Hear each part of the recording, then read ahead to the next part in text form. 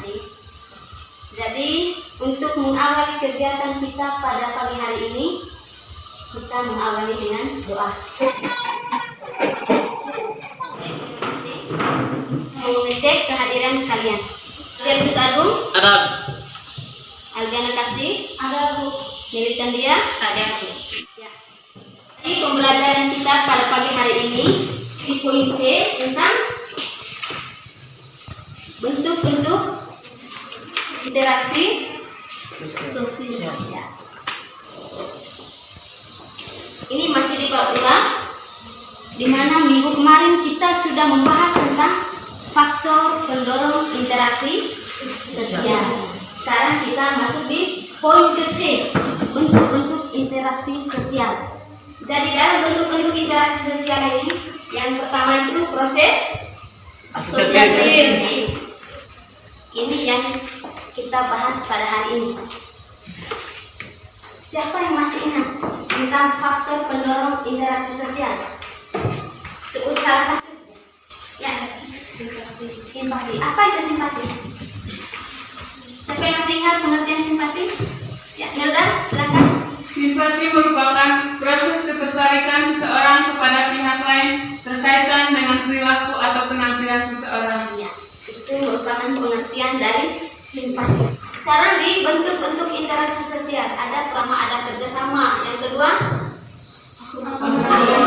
tujuan dari pembelajaran kita pada pagi hari ini, setelah melakukan kegiatan pembelajaran, kalian diharapkan untuk bisa mengidentifikasi bentuk-bentuk interaksi sosial, khususnya bentuk interaksi sosial proses asosiatif ya. Dan yang kedua itu bisa menganalisis tentang proses asosiatif. Ini dari tujuan dari kegiatan pembelajaran kita pada pagi hari ini. Seperti minggu kemarin kita dibuat dalam kelompok diskusi. Dan dulu jadi pada saat ini saya akan membagikan lembar kerja peserta didik. Dari tugasnya yang pertama itu kalian mengamati gambar yang ada di lembar kerja itu. Lalu membaca materi yang ada pada buku siswa halaman 82 sampai di halaman 86. Kemudian amati gambar yang sudah dibagikan tersebut. Bisa mengerti ini? Bisa. Ya. Silahkan kerja. Sudah. Kalau begitu saya minta perwakilan dari masing-masing kelompok untuk menuliskan pertanyaannya di depan. Ini pertanyaan dari kelompok 1. Apa tujuan dari kerjasama dalam kehidupan bermasyarakat? Jelaskan. Ya, sekarang saya minta kelompok 2. Pertanyaan dari kelompok 2. Mengapa salah satu peserta didik melerai kedua temannya yang bertengkar? Ya, sekarang kelompok 3.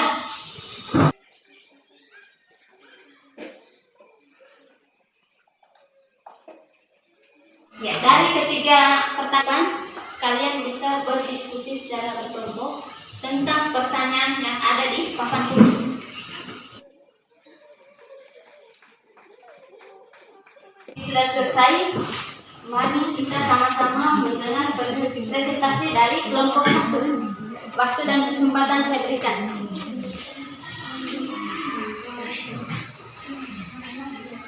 Pagi semua. Pagi. Dan bersiap pertama tentang kami. Ini akan menjelaskan kisah kami dan teman saya akan membaca. Untuk kerjasama, pertanyaannya, apa tujuan dari kerjasama dalam kehidupan masyarakat? Jelaskan. Pada gambar nomor 1 di atas, bahwa dalam kehidupan masyarakat kita harus saling berpercaya. Karena kita tidak mungkin dalam mengangkat sebuah rumah hanya seorang saja, melainkan harus membutuhkan orang banyak. Pertanyaan nomor 2. Mengapa salah satu peserta didik melerai kedua temannya yang bertengkar? Upaya yang dilakukan salah satu peserta didik bertujuan untuk menyelesaikan suatu pertengkaran secara damai. Tujuannya, upaya bertujuan untuk hidup damai dan rukun. Pertanyaan nomor 3. Teman, mungkin ada pertanyaan? Apa yang menjadi dasar dalam bekerja sama? Dasarnya untuk mencapai tujuan atau dalam tujuannya untuk mencapai kepentingan bersama, misalnya dalam kerukunan. Upaya untuk menciptakan kerukunan itu melalui kegiatan kerjasama seperti gotong royong ataupun tolong menolong. Terima kasih jawaban kalian.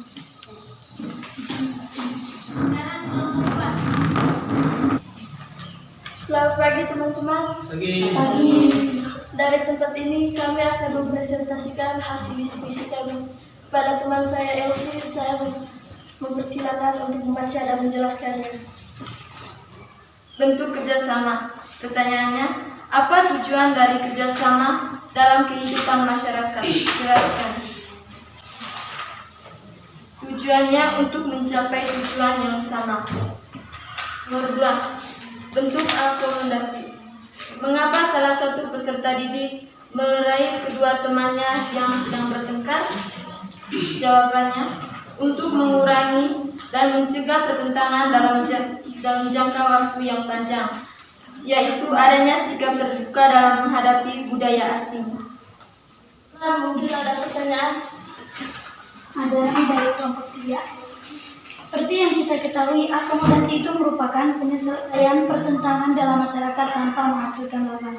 Jelaskan akomodasi dalam masyarakat yang tidak menghancurkan lawan yang simpel dalam kehidupan kita sehari-hari. Contohnya ada teman yang sedang bertengkar dan salah satu teman tersebut meleraikan pertengkaran tersebut.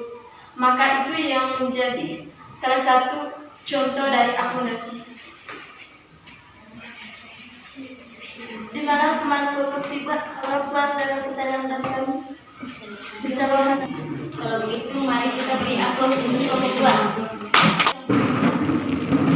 Selamat pagi teman-teman. Lagi teman. Terima kasih atas waktu dan kesempatan yang diberikan kepada kelompok kami. Kami akan menjelaskan hasil kerja kami pada teman saya silakan. Yang pertama, apa tujuan dari kerjasama dalam masyarakat? Jelaskan. Tujuan kerjasama dalam masyarakat yang pertama meningkatkan hubungan interaksi yang baik dan menjalin hubungan yang baik, misalkan saling membantu dalam berbagai masalah. Faktor pendorong apakah para pemuda-pemudi mengenakan busana adat? Yang pertama, faktor toleransi. Yang kedua, kesempatan yang seimbang dalam ekonomi. Yang ketiga, menghargai orang asing dan kebudayaannya. Yang keempat, persamaan umur kebudayaan. Yang kelima, perkawinan campuran. Dan yang kelima, mungkin adanya musuh bersama dari luar. Teman-teman kelompok 1 dan kelompok 2, apakah ada pertanyaan atau sanggahan?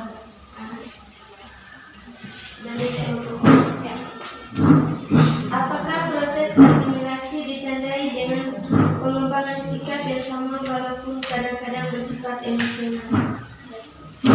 Ya, karena asimilasi merupakan cara-cara mengurangi perbedaan antara individu maupun antara kelompok. Dalam hal ini, asimilasi merupakan kesepakatan berdasarkan kepentingan.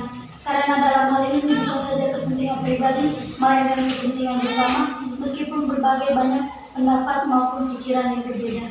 Untuk memberikan aplaus kepada kelompok 3. Baik, terima kasih. Kalian sudah mempresentasikan hasil diskusi kalian di depan. Pada kesempatan ini kita sama-sama menyimpulkan kira-kira apa-apa saja yang termasuk dalam bentuk-bentuk interaksi sosial pada proses asosiatif. Yang pertama apa? Bentuk apa? Kerjasama. Ya. Pengertian dari kerjasama tadi apa?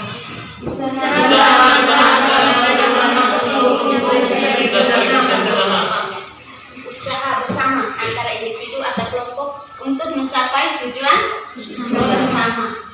Di sini sudah paham semua? Sudah paham tentang bentuk-bentuk interaksi sosial? Sudah. Kalau begitu saya memberikan tugas pertama itu membaca materi tentang proses disosiatif yang ada pada buku halaman 86. Baca itu di rumah dan minggu depan kita akan mempelajari tentang poin poin kedua, proses disosiasi. Bisa dipahami nih? Bisa. Ya, ulang. Dan satu orang saya minta untuk memimpin kita dalam doa.